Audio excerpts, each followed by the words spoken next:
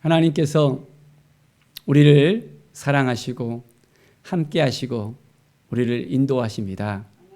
그 사랑 안에 거하며 주님의 놀라운 은혜 안에 거하는 오늘 하루가 되어지기를 간절히 축원드립니다. 오늘 말씀은 요엘서 1장에서 3장까지 말씀입니다. 하나님이 부으시는 그 은혜를 누리는 삶, 그러기 위해서는 온전한 마음으로 우리가 하나님께 돌아가야 된다는 것, 하나님을 찾고 찾으며 하나님의 뜻을 깨닫고 이제는 회개하고 금식하며 주님의 뜻을 묻고 나가는 그 인생이 되어졌을 때 하나님은 분명하게 다시 한번 회복을 주십니다. 1장 6절에 보면 다른 한 민족이 내 땅에 올라왔음이로다. 그들은 강하고 수가 많으며 그 이빨은 사자의 이빨 같고 그 어금니는 암사자의 어금니 같도다. 이제는 그들이 내 포도나무를 멸하고 내 무화과나를 긁어 맑게 벗겨버린다 했습니다. 이스라엘의 상황은 점점 힘들어져 가는 모습을 볼 수 있습니다. 포도나무가 시들어버렸고 무화과나무가 말라버리는 이 상황들, 이 가운데서 이제 이스라엘 제사장들은 어떻게 해야 될까요? 바로 13절에 나와 있습니다. 제사장들아 너희는 굵은 배로 통이고 슬피 울지어다 했습니다. 이제는 베옷을 입고 금식을 정하며 나가라고 합니다. 너희의 하나님의 성전에 드리지 못함이로다. 소제와 전제를 드려야 되는데 이제는 제사를 드릴 수 없는 그런 상황에까지 이르게 되었을 것을 볼 수 있습니다. 너희 하나님 여호와의 성전으로 모으고 여호와께 부르짖을지어다.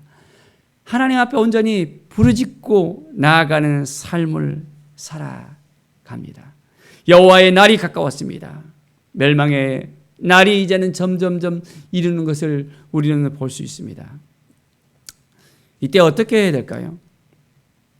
하나님 앞에 부르짖고 나아가는 이들의 모습을 우리는 볼 수 있습니다. 2장 12절을 보면 너희는 이제라도 금식하고 울며 애통하고 마음을 다하여 내게로 돌아오라 했습니다. 하나님께서 돌아오라라고 말씀합니다. 하나님께 돌아오겠습니까? 13절에 너희는 옷을 찢지 말고 마음을 찢고 너희 하나님 여호와께로 돌아올지어다. 그는 은혜로우시며 자비로우시며 노하기를 더디하시며 인애가 크시사 뜻을 돌이켜 재앙을 내리지 아니하신다고 말씀합니다. 하나님의 긍휼을 바라봐야 됩니다. 하나님의 그 인애를 바라봐야 됩니다. 하나님의 은혜를 내려주셔야 됩니다. 우리의 삶 가운데서도 마찬가지입니다. 하나님이 도와주시지 않으면, 하나님이 긍휼히 여겨주지 않으면 우리의 상황들이, 환경들이 열어지지 않는 경우들이 있다는 것을 깨닫게 되어집니다. 내 힘으로, 내 마음대로, 내 힘으로 나가려고 하면 꺾여지는 우리의 모든 삶을 우리는 발견하게 됩니다. 어떻게 해야 되겠습니까? 하나님 앞에 나가야 됩니다. 무릎 꿇어야 됩니다. 하나님의 뜻을 묻고 나가야 됩니다. 그럴 때 하나님께서 우리 한 사람 한 사람 기억해 주시고 함께 해주시고 인도해 주십니다. 14절에 주께서 혹시 마음과 뜻을 돌이키시고 그 뒤에 복을 내리사 너희 하나님 여호와께서 소제와 전제를 드리게 하지 아니하실지 누가 알겠느냐. 혹시 했습니다. 혹시 하나님께서 돌이키시면 우리에게 복이 임할 수 있다는 것입니다. 그러기 위해서는 우리가 하나님의 마음을 붙잡고 나갈 수 있어야 됩니다. 우리의 환경이 이제는 온전한 마음으로 하나님의 영광이 될 수 있다는 것을 깨닫게 되어집니다. 사랑하는 여러분, 하나님 앞에 나아갑시다. 하나님을 바라봅시다. 하나님의 뜻이 무엇인지를 깨달아 알면서 나아갑시다. 매일매일 삶 속에서 하나님이 주신 그 마음, 하나님의 그 사랑 날마다 기억하면서 우리가 나아가기를 원합니다. 2장 28절에 보면 그 후에 내가 내 영을 만민에게 부어주리니 너희 자녀들이 장래일을 말할 것이며 너희 늙은이는 꿈을 꾸며 너희 늙은이는 이상을 볼 것이며 했습니다. 하나님께서 부어주시는 의미가 있습니다. 내 영을 만민에게 부어주신다 했습니다. 자, 이것이 언제 응답이 되어졌습니까? 언제 응답이 되어졌죠? 바로 오순절 날에 응답이 되어졌습니다. 오순절 성령께서 강림하시니까 놀라운 의리의 역사가 일어났습니다. 각국 방언으로 이제는 말을 할 수 있게 되어집니다. 내 영을 부어주시는 하나님의 그 은혜가 우리 가운데 임하기를 원합니다. 자녀들이 장래일을 말할 것이요 너희 늙은이는 꿈을 꾸며 너희 젊은이는 이상을 볼 것이며 놀라운 일들이 생기잖아요. 하나님의 영이 임하면 우리가 담대해 줄 수 있습니다. 하나님의 영이 임하면 우리의 삶이 달라집니다. 하나님의 영이 임하면 우리가 더욱더 굳건한 믿음을 가지고서 나갈 수 있습니다. 하나님의 영에 의해서 우리가 날마다 새롭게 되어집니다. 자, 우리는 성령 충만해야 됩니다. 하나님의 영이 임하고 난 다음에 우리는 하나님의 영에 의해서 하나님께서 이끄시는 대로 하나님께서 붙들어 주신 대로 우리는 더 깨어 있어야 됩니다. 그래야만 그 영의 인도함을 받고 우리가 나갈 수 있게 됩니다. 하나님이 우리에게 그 마음을 주셨어요. 그래서 우리가 그것을 듣게 하시고 깨닫게 하시고 이제는 말씀 앞에 나가게 하신다는 것을 우리는 발견하게 됩니다. 32절에 누구든지 여호와의 이름을 부르는 자는 구원을 얻으리니. 누구의 이름을 불러야 됩니까?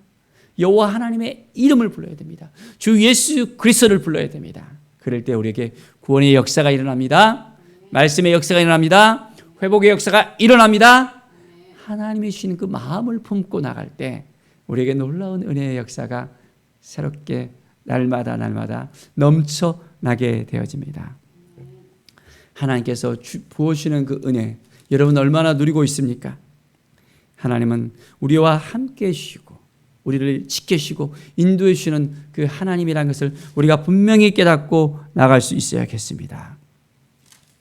3장 16절에 보면 여호와께서 그의 백성의 피난처 이스라엘 자손의 산성이 되어주신다 했습니다. 우리의 피난처 되시는 하나님을 만나셨습니까? 그 하나님과 함께 동행하십니까? 이제는 너희 하나님인 줄 알리라 하고 하나님의 하나님 되심을 알게 하신다 했습니다.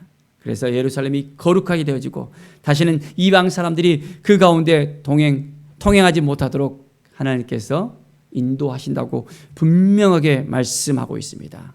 또한 애굽은 황무지가 되겠고 에돔은 황무지의 들이 된다고 했습니다. 그들이 바로 유다 자손에게 포악을 행했고 무죄한 피를 그 땅에 흘렸기 때문에 하나님은 그냥 두지 아니하십니다. 그래서 하나님께서는 유다가 영원히 있겠다고 약속의 말씀을 주십니다. 하나님께서 갚아주신다고 약속하십니다. 참 하나님 약속하십니다. 하나님 왜 우리가 이렇게 됐습니까? 힘들어요 할 때 하나님께서 회복해 주신다는 그 언약의 말씀을 우리가 붙들고 살아간다면 하나님이 하실 것입니다. 하나님이 도와주실 것입니다. 그 믿음이 우리 가운데 있게 되어집니다. 하나님을 얼마나 신뢰하나에 따라서 달라질 수 있습니다. 하나님 앞에 우리가 온전하게 나갑시다. 하나님이 주신 마음을 가지고 나갑시다. 그때부터 시작해서 하나님은 우리에게 은혜를 부어주시고 회복의 역사를 이끌어 주십니다. 오늘도 놀라운 하나님의 사랑과 그 놀라운 은혜가 우리 가운데 넘쳐 흐르기를 간절히 축원드립니다. 기도하겠습니다. 하나님 감사합니다. 늘 하나님 앞에 나아가며 하나님의 뜻을 묻고 하나님께 드려지는 우리의 삶이 되게 하여 주시옵소서. 하나님 우리가 어떻게 살아가야 될지를 깨달아 알게 하여 주시고 하나님의 영의 이끌림을 받는 사람, 성령이 충만한 사람이 되게 하여 주시옵소서. 말씀 앞에 서게 하시며 주님의 영광을 위해서 살아갈 수 있도록 인도하여 주시옵소서. 감사합니다. 우리를 긍휼히 여겨주시고 이제는 주님의 놀라운 은혜의 장중 안에 거하게 하여 주시옵소서. 감사드리며 예수 그리스도의 이름으로 기도드립니다. 아멘.